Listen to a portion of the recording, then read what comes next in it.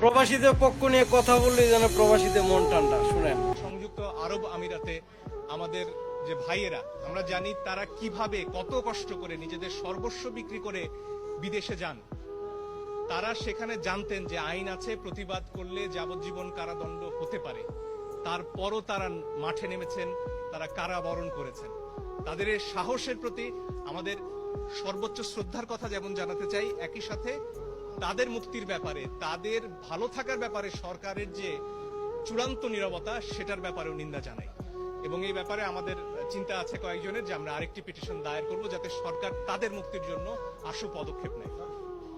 কিন্তু আমার দেশের নাগরিক যখন কারাবরণ করেন কোনো একটা দেশে, প্রতিবাদ করতে গিয়ে, প্রতিবাদ তো অন্যায্য কোনো কাজ নয়, সারা পৃথিবীতে আমাদের যে জাতিসংঘের কনভেনশনগুলো রয়েছে সামাজিক এবং রাজনৈতিক অধিকারের, সেখানে স্পষ্টত প্রতিবাদের অধিকার রয়েছে।